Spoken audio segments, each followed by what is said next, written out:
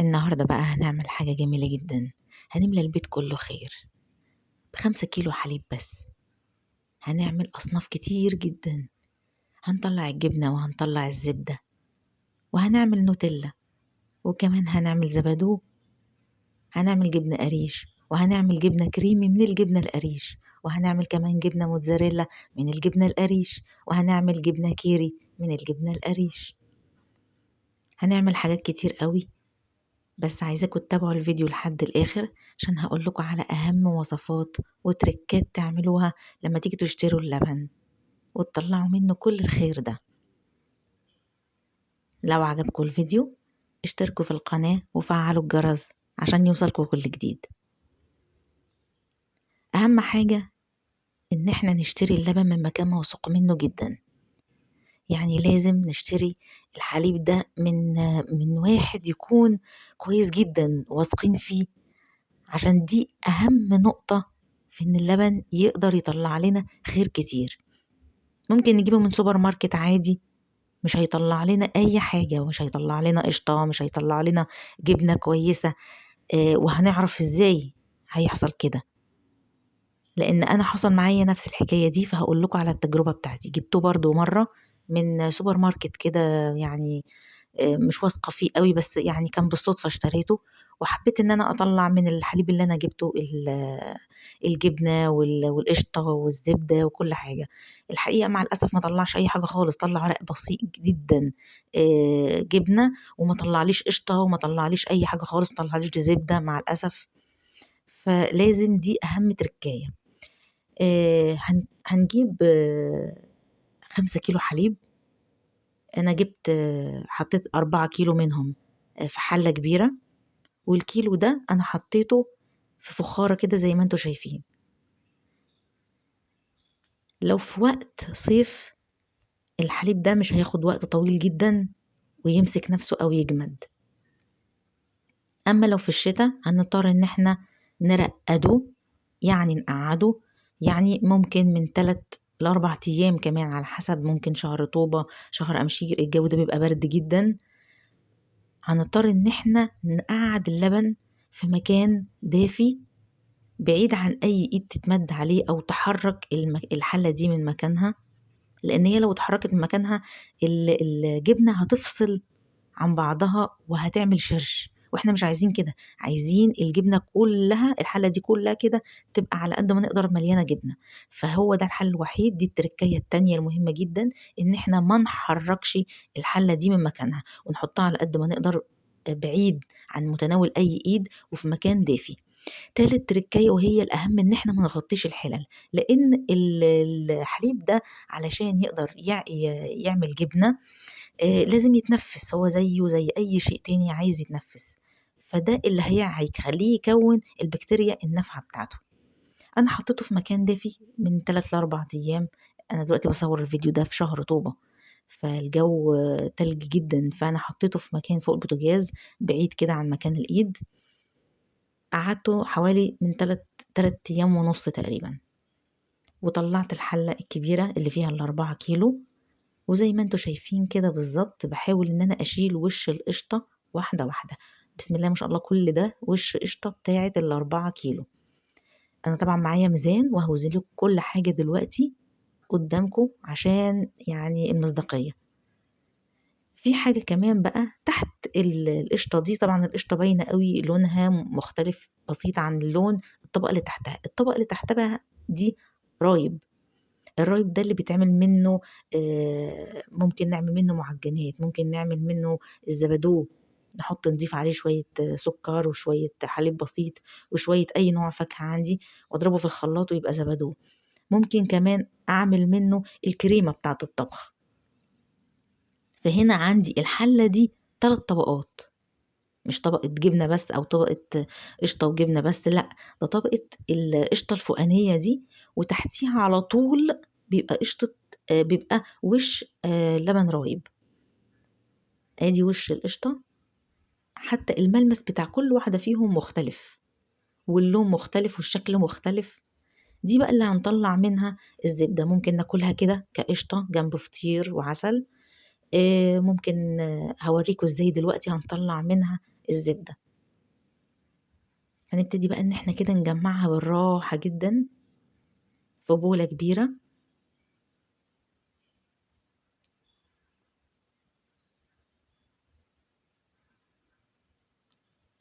بالراحة كده واحدة واحدة عشان ما اشيلش كمان الرايب معاها. انا عايزة القشطة بس دلوقتي لوحدها، لان انا لو خدت الرايب معاها لو جيت حبيت ان انا اطلع منها الزبدة مش هعرف، لان انا هاخد القشطة دي واضربها بالمضرب فهتفصل عن بعضها واطلع الزبدة. لو فيها لبن رايب كتير مش هيديني النتيجة اللي انا عايزاها. انا عايزة وش القشطة بس، على قد ما بقدر كده. هي اصلا بتبقى باينة، والجبنة بتبقى باينة. الجبنة بتبقى لما بتمسك نفسها بقى كده بعد كام يوم هي بتتحول بالظبط لزبادي. انا كده لما رقدتها بقت عاملة زي الزبادي بالظبط لما بحطه في مكان دافي. طبعا لما بقى باخدها واصفيها واحط عليها تقل، ممكن احط عليها حبة ملح خفيف او اسيبها كده عدبة من غير اي ملح، دي كده هتتحول لجبنة قريش.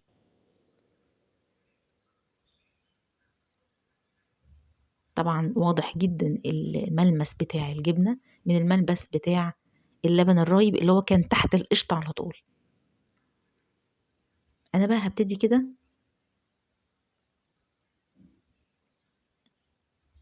انا كده بشيل يا دوبك اواخر القشطة، عشان هبتدي بعد كده ان انا اجيب بولة تانية اشيل فيها كل اللبن الرايب ده.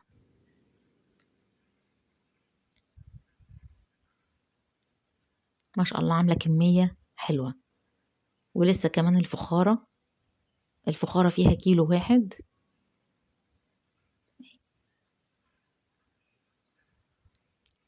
كل بقى اللي انا بقشطها دي كده كلها اللبن الرايب.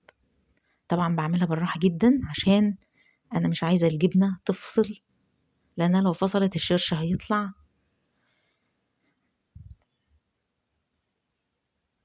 بعملها بالراحة جدا. كل ده طبعا حصل من غير منفعة.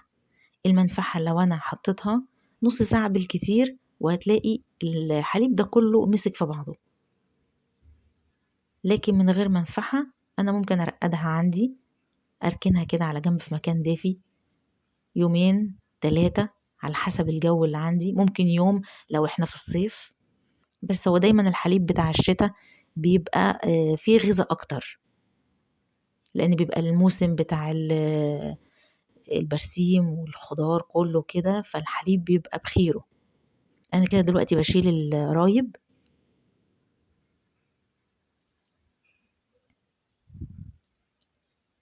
كل ده الرايب دلوقتي هوريكم هنعمل بيه ايه. بجد يبقى خسران خسران فعلا اللي يشتري الحاجات دي من بره، الجبنة القديمة والجبنة القريش والقشطة والزبدة والحاجات دي كلها خسران فعلا اللي يشتريه. وبعدين كل دلوقتي فلاح او بياع او اي مكان احنا بنشتري من عنده، سوبر ماركت او اي مكان، كل واحد بيشتري بسعر مختلف مختلف عن التاني. يعني ممكن تلاقي في مكان 100 الزبدة الكيلو منها ب190، ممكن تلاقيها ب200، ممكن تلاقيها ب230. فما فيش حاجة ثابتة. ومع الأسف كتير جدا الواحد اتغش في الزبدة لما جه اشتريها. يعني كذا مرة اشتريها وابقى عارفة ان هو مكان موثوق واثقة فيه ورايحة اشتريها مثلا من ست فلاحة، الاقي الزبدة حاطة لي جواها بطاطس مسلوقة، الاقي حاطة جواها دقيق عشان تزود الكمية. كل ده طبعا انواع غش. طب احنا في غنى عنه، احنا ممكن نعمل كل ده في البيت يعني من غير ما اي حد يغشنا. حاجة البيت دايما نظيفة. انا دلوقتي بقى هبتدي كده اقطع الجبنة مربعات كده زي ما انتوا شايفين، اطلع بس منها المية على قد ما اقدر. وطبعا كده كده الشرش اللي هيطلع منها كمان انا يعني لا يمكن هرميه، هعمل بيه معجنات وهعمل بيه حاجات كتيرة هوريكم. ما شاء الله شايفين القطعة عاملة ازاي، بجد تحفة. عملتها مرة قبل كده مع الأسف وما كانش برضو اللبن موثوق فيه، فيعني يا دوبك عملت طبقة كده بس خفيفة جدا جبنت، والبقية الحلة كلها كانت شرش تقريبا، كانت باظت. أنا دلوقتي بقى طلعت الفخارة هعمل فيها بالظبط برضو زي ما عملت في الحلة الأولانية، هشيل منها برضو الوش بتاعها للقشطة، وبرضو هشيل الطبقة اللي تحتيها بتاعة الرايب. الفخارة دي بقى أنا هعمل بس منها جبنة كده تلاجة كده ملح خفيف، أنا مش عايزة أحولها لجبنة قريش، أنا هاخدها كده بس يا دوبك أصفيها كده من ميتها وأحط عليها شوية ملح خفيف. دي بقى كده لطيفة جدا، يتقطع عليها شوية طماطم شوية فلفل، وهنوزن كل حاجة عشان المصداقية بتبقى قدام الكاميرا. في مع الأسف فيديوهات أنا يعني اتفرجت عليها يقول من كيلو حليب هطلع لكم كيلو زبدة وكيلو قشطة، طبعا استحالة يعني مش ممكن أبدا كيلو حليب هيطلع كل ده، لكن عشان المصداقية أنا صورت لكم كل حاجة وهوزن كمان كل حاجة قدامكم، وهنشوف كل كيلو لبن طلع قد ايه، وفرنا قد ايه، وعملنا حاجات قد ايه. وبعيد عن كل ده ما اتحكمتش ان اي حد يغشني، وعملت الحاجة بنظافة في بيتي وفي ايدي وفي حللي، مفيش ايد لمستها غيري. هو الطاجن ده بقى انا كده هقطعه زي ما انتوا شايفين، وهبتدي اطلعه كده قطع قطعة واحطه في علبة. طيب دي بقى كل القشطة اللي طلعت من الطاجن ومن الحلة، يعني يعتبر دي كل القشطة اللي طلعت من 5 كيلو حليب.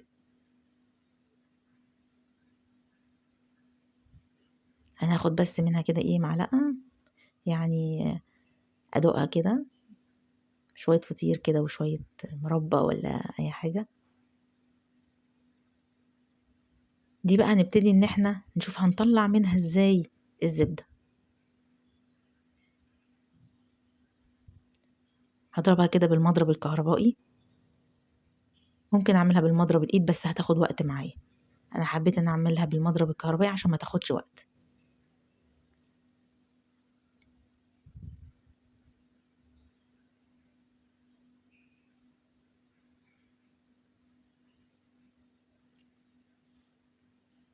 هفضل اضرب فيها كده حبة، يعني من 5 دقايق ل10 دقايق لحد ما احس ان هي ابتدت تفصل وتعمل كده تكتلات.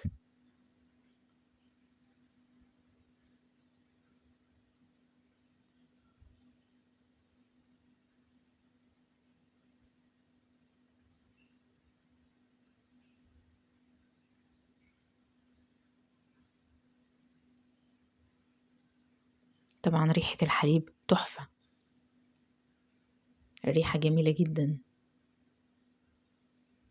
ابتدت تفصل اهي ابتدت تفصل وتنزل المية بتاعتها، دي المية اللي جاية من القشطة اللي هي بيقولوا عليها اللي هي خض اللبن. لما بخض القشطة كده او الحليب بالمنظر ده بيطلع منه الزبدة. طبعا احنا ما عندناش الادوات اللي موجودة طبعا عند الفلاحين اللي هي الخض، فاحنا بنعملها يعني بأسهل الطرق في بيتنا بالمضرب الكهربائي كده، عمالة تفصل هي كل ما اضربها بلاقيها بتفصل تعمل تكتلات كده. هو خلاص كده بيكفي، هشيل المضرب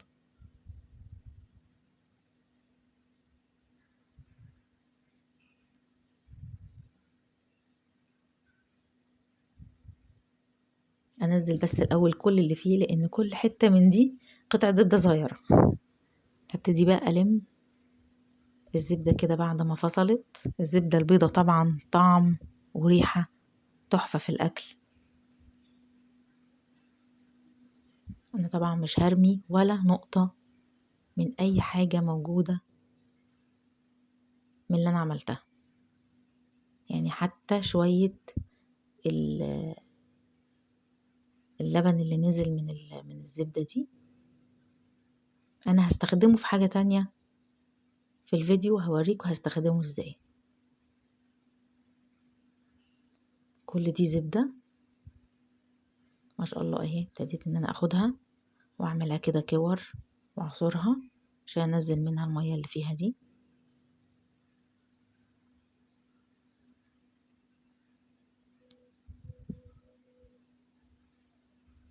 اكتبوا لي بقى في الكومنتات بتشتروا الزبدة بكام، تشتروها منين، ويا ترى بقى ايه المقالب اللي ممكن تكونوا تعرضتوا لها زي حالاتي كده.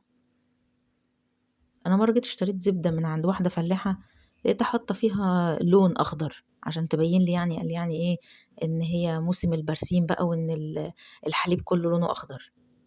لقيت على وش الحلة كده الوان، حاطالي لون.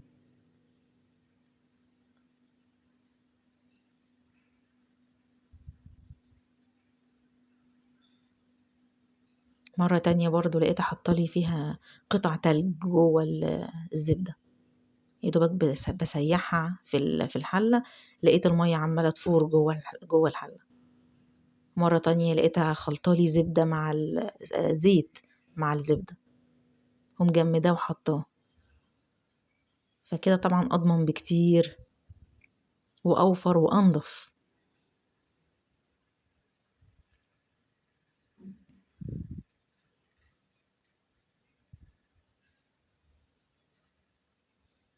هتعمل معايا كورتين حلوين يعني.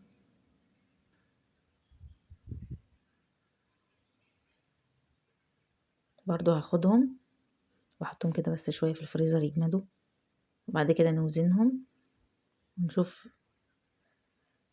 عملوا قد ايه.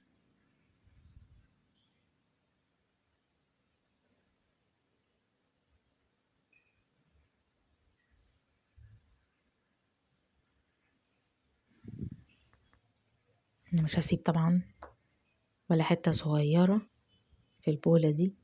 المشكلة بقى ان الكيس ده نفسه يعني ثروة مليان زبدة، يعني لو ينفع بقى ان انا اخده نفسه واسيحه. احاول اطلع اللي فيه على قد ما اقدر بقى، خسارة يعني الحتت الصغننة دي كلها، كل ده خير. طبعا الشوية دول مش هرميهم. يلا بقى ناخد شوية الجبنة اللي موجودين في الطاجن دول.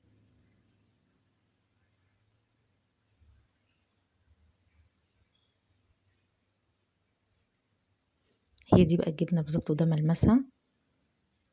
انا هقطعها كده قطع،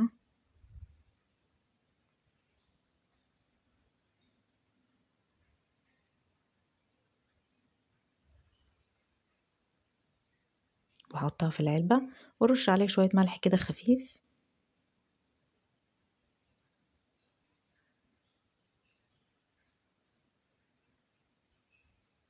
احاول بس على قد ما اقدر انها اصفيها شوية من المية بتاعتها.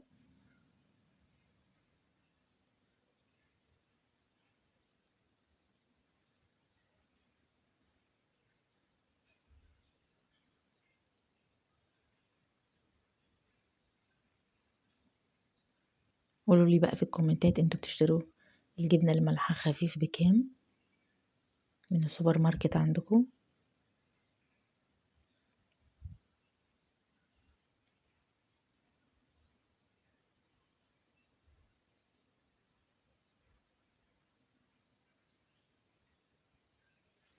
طبعا الشرش اللي طالع من الطاجن ده انا لا يمكن ارميه ابدا، هستخدمه في حاجات كتيرة، هستخدمه في معجنات.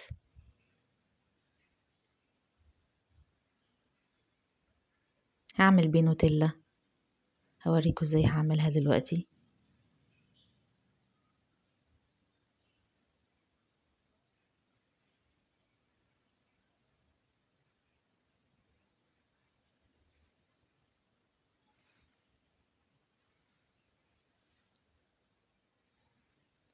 فيها بس شوية مية اصفيها منها،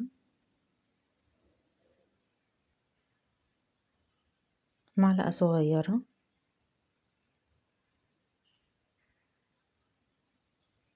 أو على حسب الرغبة ممكن معلقة كبيرة بس ممسوحة، ويا دوبك كده بس أحط عليها شوية ملح كده خفيف من برّه. دي ممكن نقطّع بقى كده عليها طماطم وفلفل.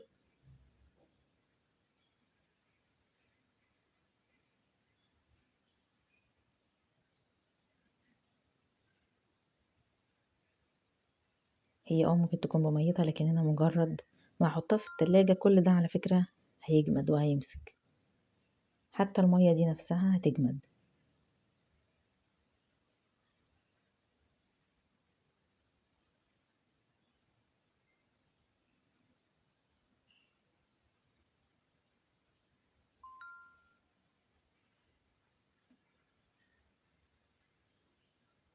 يلا نبتدي بقى إن احنا نصفي الحلة الكبيرة اللي فيها ال5 كيلو، ال4 كيلو، لأن هو الكيلو بتاع الخامس احنا حطينا في الفخارة.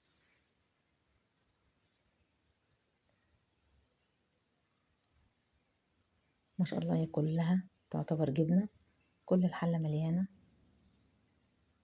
أنا جبت طبعا شاشة نظيفة كده عندي، دي بديل للحصيرة، يعني اللي عنده حصيرة مفيش مشكلة. أنا الحقيقة أنا معرفش هي بتتباع فين، في ناس عارفة وسمعت كمان إن هي مش غالية يعني،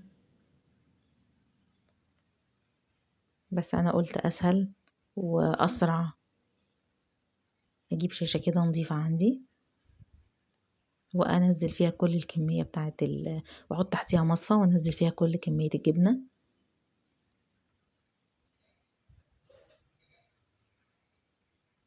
وأحط برضو تحت المصفى صينية أو حلة. طبعا مش هرمي المية، كل الشرش اللي نزل من الجبنة ده أنا مش هرميه، هحطه في كيس وأشيله في الفريزر واستخدمه كتير في حاجات كتيرة جدا.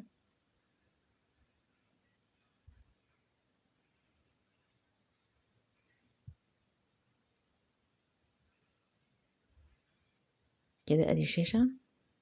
هبتدي بقى واحدة واحدة انزل الجبنة كده وابتدي ان انا الف الشاشة دي على بعضها واسيبها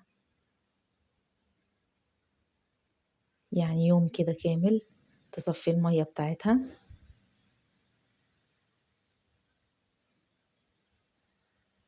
لو قدرت ان انا ارفعها او اعلقها على اي حاجة عشان تصفي ميتها.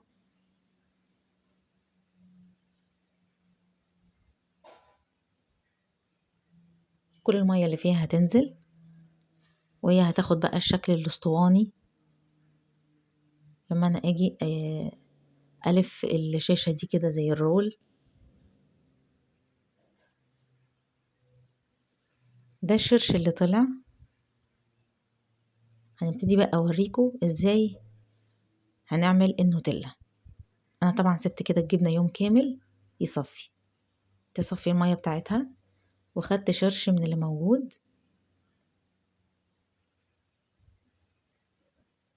الشرش بتاع الحليب طبعا هو كله خير وكله لبن وكله حليب، احطه واحط عليه معلقة سكر كبيرة و4 معالق ل5 معالق لبن بودر، واحط كاكاو خام هجيبه من عند العطار. اهم حاجة ان انا اجيب الكاكاو نظيف، بلاش اجيبه يعني نوع رديء او رخيص. هحط بقى الكيس نسكافيه اللي هو بطعم البندق، ده هيديني النكهة بتاعة النوتيلا. واضربه كده بالهاند بلندر او في الخلاط، وابتدي انزل عليه ربع كوباية زيت او نص كوباية زيت، يعني سرسوب كده واحدة واحدة بالراحة، وابتدي اخلط لحد ما القوام يتقل. هو هنا القوام مش هيتقل قوي، هسيبه شوية في التلاجة هنلاقيه تقل.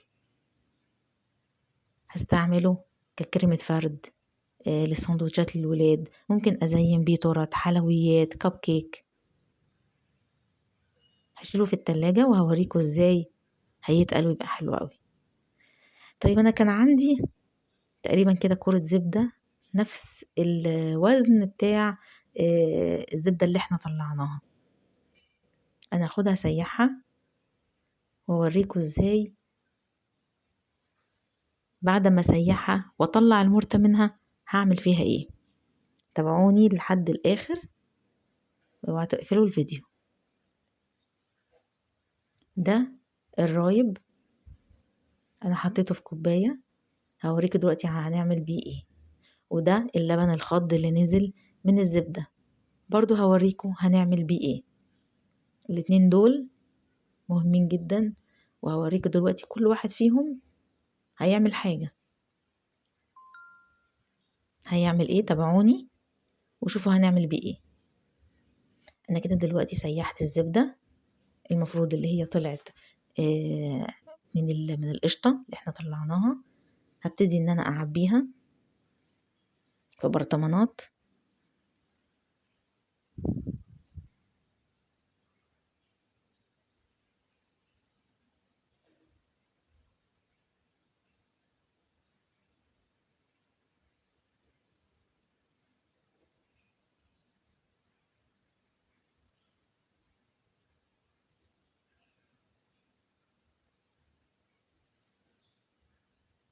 ادي الزبدة بتاعتي،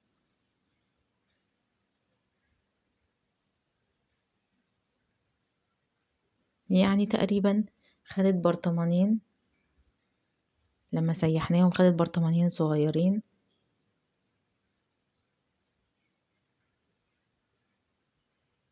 سمنة بلدي،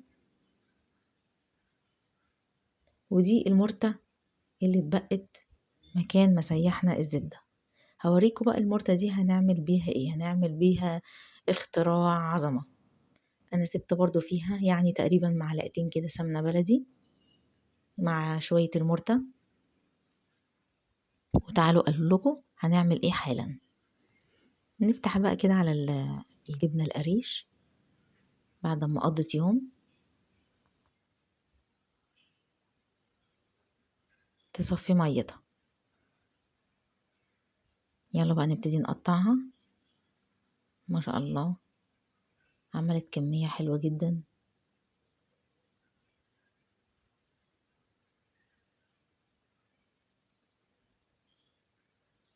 ملمسها طري جدا وناعم، وريحتها فظيعة.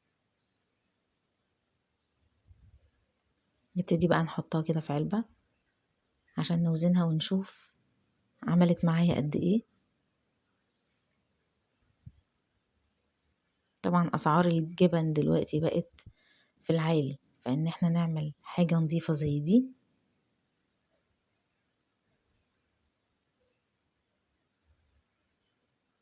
بالكمية دي وبالشكل ده يعني بصراحة يعني تستاهل، تجربة فعلا تستاهل.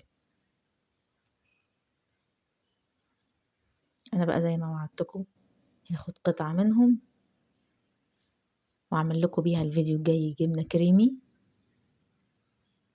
واخد قطعة تانية واوريكم ازاي هنعمل بيها موتزاريلا، ايوه من الجبنة القريش. تابعوني، تابعوا كل فيديوهاتي واوريكم ازاي هنعملها. يلا بقى فورا نحضر الميزان عشان نوزن الطبق ده ونشوف. طبعا هو اصلا طبق مش تقيل، يعني مش هياخد في الميزان، هو طبق خفيف جدا بلاستيك رقيق قوي. انا صفرت دلوقتي الميزان اهو، ما شاء الله عامل يمكن اكتر من كيلو.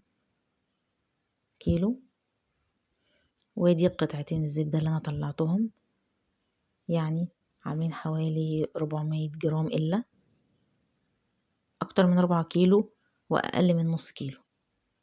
يعني انا خططتها كده بالشوكة عشان لو انا حابة ان الجبنة القريش بتاعتي يبقى شكلها شكل الجبنة القريش اللي احنا بنجيبها من بره او من عند الفلاحين. ما شاء الله شايفين الخرطة قد ايه.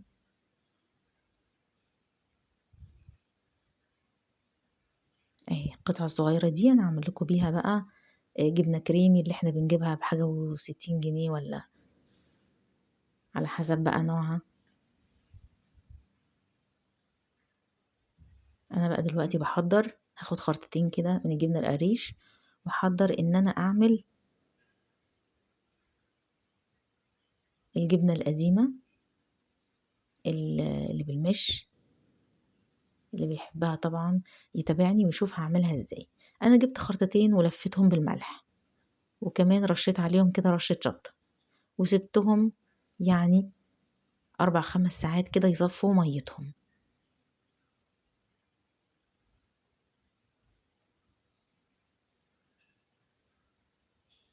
طبعًا اللي مش حابب إن يحط فيها شطة ما فيش داعي. أنا بقى جِبت المُرتة بمعلقتين السمنة البلدي اللي أنا كنت سايباهم فيها، وحطيت عليهم معلقتين شطة، وابتدي إن أنا أقلّب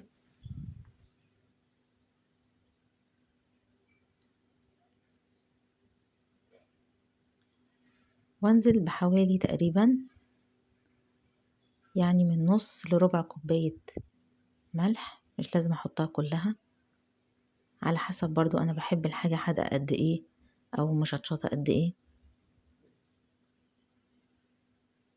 وأقلّب كويس.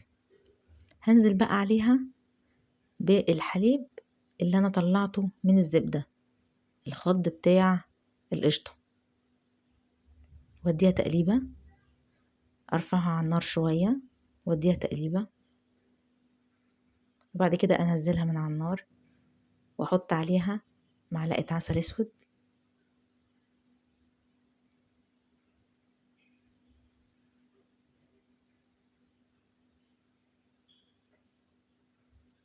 أقلّب كويس أوي عشان العسل يدوب، وأرفعها على النار. أحط فيها ممكن أحط فيها قرن فلفل، ممكن أحط فيها آآ فلفل رومي، أي حاجة، وأرفعها على النار وأهدّي النار شوية. ممكن أزوّد حليب.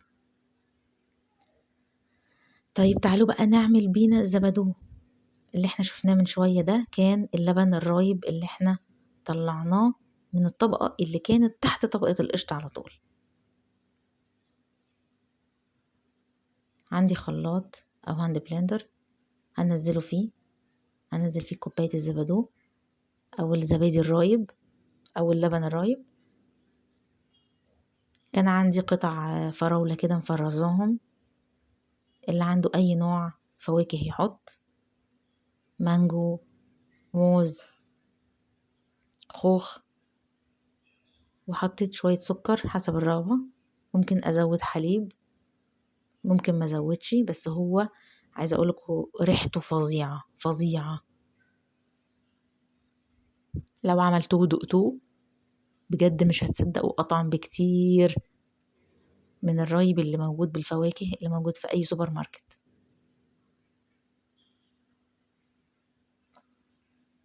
لأنه مش لبن مبستر، ده لبن طبيعي تحفة وتقيل وكله خير. كده عملنا الزبادو خلاص، كده عملنا كمان المش.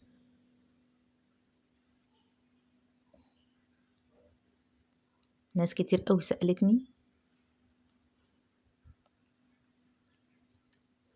على المش بيتعمل ازاي. طريقته سهلة جدا زي ما انتوا شايفين. لو انا ما عنديش مرتة انا ممكن اشتري المرتة من السوبر ماركت مع معلقتين سمنة بلدي، مع شوية حليب، مع شوية شطة، مع شوية ملح، مع معلقة صغيرة عسل اسود،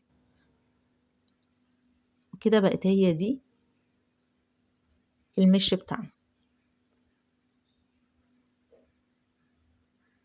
عندي قرون فلفل حطيتها، عندي قطع فلفل رومي قطعتها وحطيتها، برضو كل ده هيدي طعم وريحة ونكهة حلوة جدا. زمان بقى ما كانوا بيعملوا الزلعة دي في الفلاحين وبيسيبوها تتعتق لفترات طويلة جدا، كانوا ممكن يحطوا فيها قشر يوستفندي، يحطوا فيها قشطة، يحطوا فيها لارنج، كانوا يحطوا فيها ممكن الرجوع بتاع البرتقان أو اليوستفندي.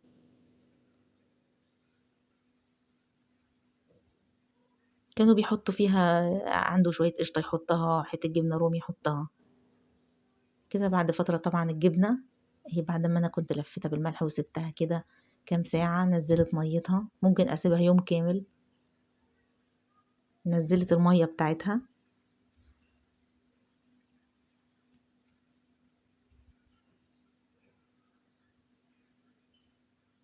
ممكن أقفل عليها بقى وأسيبها كده برّه التلاجة كده كام يوم.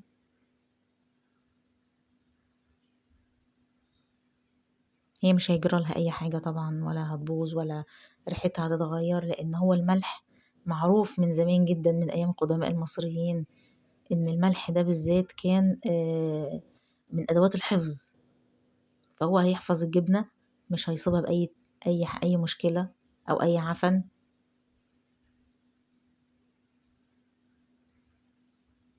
جدتي زمان الله يرحمها كانت تجيب اللي هو البلاص الصغير وتحط فيه الحاجات دي، وتجيب من عند العطار حاجة اسمها دوا دود وتحطه فيه، كان يمنع إن هو يتعفن أو يبقى فيه دود. أنا جربت إن أنا أحط كده قشر يوستفندي كان عندي، لما هيستوي فيه وهيقعد شوية كده يشرب من المية بتاعة المش دي هيبقى طعمه جميل جدا. عندي فلفل رومي أقطع وأحط، عندي فلفل حامي أقطع كتير وأحط. أنا عملت كده بس كمية بسيطة.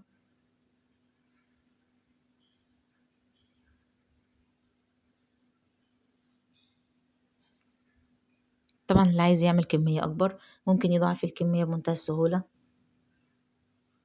يعني أنا عملت كل ده من كورتين الزبدة الصغيرين دول.